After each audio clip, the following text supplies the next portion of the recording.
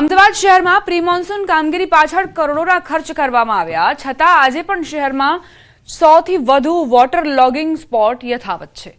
એએમસીના દાવા મુજબ શહેરમાં 147 વોટર લોગિંગ સ્પોટ હતા, જેમાં ગત ચોમાસાના અનુભવ બાદ શહેરમાં 39 સ્પોટ પર હાલ કામગીરી પૂર્ણ કરાઈ છે અને હજુ પણ 108 જેટલા વોટર લોગિંગ સ્પોટ પર કામગીરી ચાલુ છે। એએમસી ઇન્ચાર્જ સિટી ઇજનેર વિજય પટેલનો દાવો છે કે શહેરમાં જો એકસાથે વરસાદ પડશે તો શહેરમાં પાણી ભરવાની શક્યતાઓ રહેશે, પરંતુ ઝડપથી પાણીનો નિકાલ થશે તેવી વ્યવસ્થા કરાઈ છે।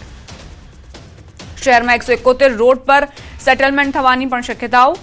સિંધુ ભવન રોડ પર પાણી સત્વરે નિકાલ વ્યવસ્થાની માંગ કરાઈ છે અને કર્મચારીઓએ એવી કામગીરી પણ કરી છે કે ફટાફટ એક પાણી નીકળી જાય। શહેરમાં આવેલા અંડરપાસમાં વિશેષ પંપ મૂકી પાણીનો નિકાલ કરાશે। આ ઉપરાંત શહેરના તળાવોને ઇન્ટરલિંક કરવામાં આવ્યા છે, જેથી જે વિસ્તારમાં આવેલા મોટા તળાવોમાં પાણી છોડવામાં આવશે।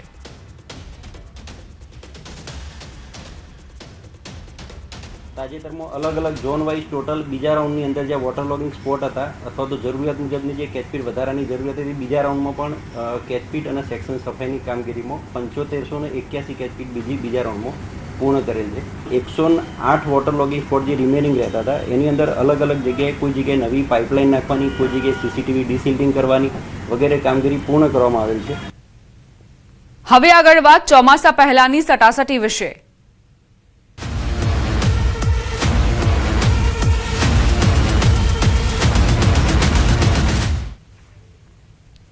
24 કલાકમાં 150 તાલુકામાં વરસાદ ખાબક્યો છે। સૌથી વધુ અમદાવાદના ધંધુકામાં 3.8 ઇંચ વરસાદ ખાબક્યો।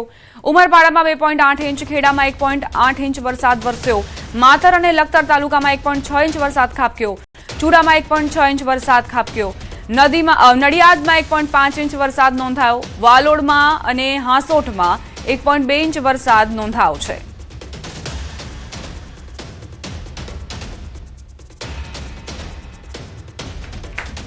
વાવ થરાદથી સમાચાર। ભારે પવન ફૂંકાતા પતરા ઉડ્યા છે। થરાદના જાણદી ગામે પતરાનો શેડ ઉડ્યો। પતરાનો શેડ ઉડતા ખેડૂત પરિવાર મુશ્કેલીમાં મુકાયો છે।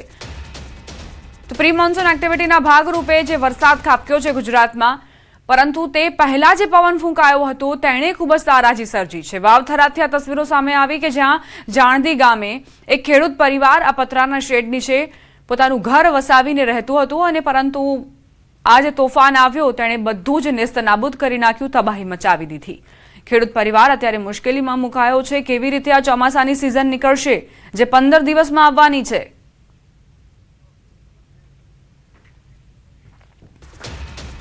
બનાસકાંઠાથી સમાચાર। વીજળી પડવાથી ભેંસનું મોત નીપજ્યું છે। કાંકરેજ તાલુકાના આકોલી ગામની ઘટના। ભારે પવન સાથે વીજળીના કડાકા ભડાકા સાથે જે વરસાદ વરસ્યો તે બાદ ભેંસનું મોત નીપજ્યું। વાવાઝોડામાં ખેતરમાં બનાવેલા શેડના પતરા ઉડ્યા। ભારે પવનથી અનેક જગ્યાએ વૃક્ષો ધરાશાયી થયા। ખેડૂતોના બાજરી જેવા પાકમાં પણ નુકસાન।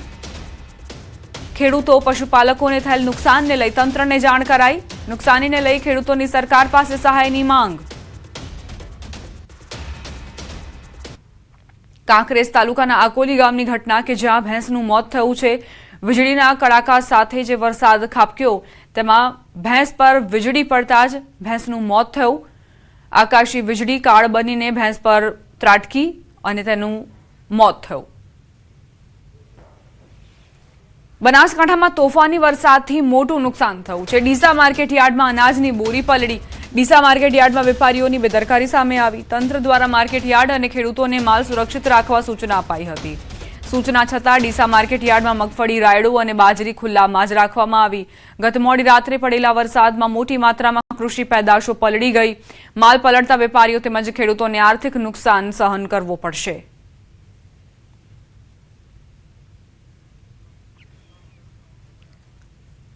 બનાસકાંઠાની 3 અલગ અલગ તસવીરો હવે તમને બતાવવા જઈ રહ્યા છીએ કે જ્યાં આજે વરસાદ વરસ્યો તેણે કઈ રીતે તબાહી મચાવી છે તે આપ જોઈ શકો છો। વાવ થરાદમાં એક ખેડૂતનું પતરાનું ઘર જે આજે તોફાન આવ્યો તેમાં તબાહ થઈ ગયું। બીજી તરફ વીજળી પડવાના કારણે ભેંસનું મોત થયું અને ડીસા માર્કેટિંગ યાર્ડના દ્રશ્યો છે। ખુલ્લામાં અહીં બોરીઓ પલળી ગઈ, જે બાદ ખેત પેદાશોની શું દુર્દશા થઈ છે તે આપ અંદાજ લગાવી શકો છો। મગફળી, રાયડો, બાજરી ખુલ્લામાં રાખવામાં આવ્યા હતા। પહેલાથી આગાહી હતી, પહેલાથી સૂચના આપી દેવામાં આવી હતી, પરંતુ વેપારીઓની બેદરકારીના કારણે આ સ્થિતિ સર્જાઈ।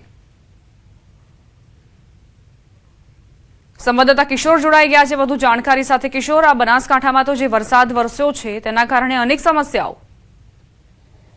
ચોક્કસથી બનાસકાંઠા જિલ્લામાં જે વરસાદ વરસ્યો છે અને ભારે પવન સાથે વીજળીના કડાકા ભડાકા સાથે જે વરસાદ આવ્યો છે તેને લઈને અનેક સમસ્યાઓ પણ જોવા મળી રહી છે. કેટલાક વિસ્તારો અને ગ્રામીણ વિસ્તારોમાં શેડ અને પતરાઓ પણ ઉડ્યા છે. તો બીજી તરફ ડીસા માર્કેટ યાર્ડમાં કમોસમી વરસાદમાં બેદરકારી સામે આવી છે. ડીસા માર્કેટ યાર્ડમાં સૂચના આપવામાં આવી હતી કે ખેડૂતોએ અથવા વેપારીઓએ જે માલ છે તે ઢાંકીને રાખો અથવા પતરાના શેડમાં રાખો, છતાં પણ જે અનાજ અને જણસી જે ખુલ્લામાં પડી હતી તે વરસાદ પડવાના લીધે પલળી ગઈ છે. મહત્વની વાત તો એ છે કે માર્કેટ યાર્ડમાં પડેલ મગફળી, રાયડો અને જે બાજરીની જે જણસી છે તે ખુલ્લામાં રાખવામાં આવી હતી તે પલળી છે અને તે પલળતા અત્યારે તો ખેડૂતો તેમજ જે વેપારીઓનો આ માલ હતો તે વેપારીઓને પણ અત્યારે તો નુકસાન જોવા મળી રહ્યું છે.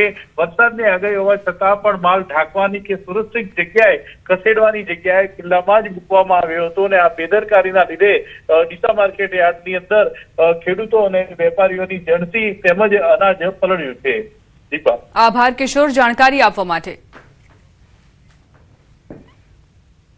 વાવ થરાદ પંથકમાં મોડી રાત્રે વરસાદ ખાબક્યો. વીજળીના કડાકા ભડાકા સાથે વરસાદ નોંધાયો છે. ભારે પવન ફૂંકાતા પાકને નુકસાન પહોંચ્યું. ઊભી બાજરી આડી પડી જતા નુકસાન થયું છે. કાપણી કરાયેલ અને ઊભા પાકને નુકસાન પહોંચ્યું. ખેડૂતો ચિંતિત બન્યા છે. જમડા, લોરવાડા, વામી સહિતના અનેક ગામડાઓમાં વરસાદે તારાજી સર્જી છે. કાપણી કરીને રાખવામાં આવેલો પાક જેની ઉપર આજે વરસાદ છે તે તબાહી લઈને આવ્યું, તારાજી લઈને આવ્યું. કારણ કે વીજળીના કડાકા ભડાકા સાથે આ વરસાદે ઊભી બાજરી જેને આડી પાડી દીધી છે, કાપણી કરાયેલ પાકને પણ નુકસાન પહોંચ્યું છે.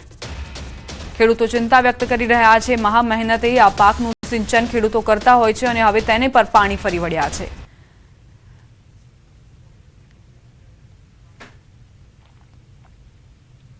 વાવ થરાદ પંથકમાં પવન સાથે વરસાદ વરસ્યો. ગાજવીજ સાથે રાત્રે વરસાદ ખાબક્યો. થરાદના ગ્રામ્ય વિસ્તારોમાં મિની વાવાઝોડા જેવી સ્થિતિ સર્જાઈ. પઠામણા ગામમાં ભારે પવનના કારણે દુકાનો અને મકાનના પતરા ઉડ્યા છે. લોકોને પણ ભારે નુકસાન પહોંચ્યું છે. એકાએક જે આ વરસાદ આવ્યો અને એ પહેલા પવનની ગતિ પણ ખૂબ જ તીવ્ર હતી. તોફાનની અનુભૂતિ થતી હતી, જાણે કે મિની વાવાઝોડાએ અહીં તબાહી મચાવી હોય તેવા દ્રશ્યો સામે આવ્યા છે.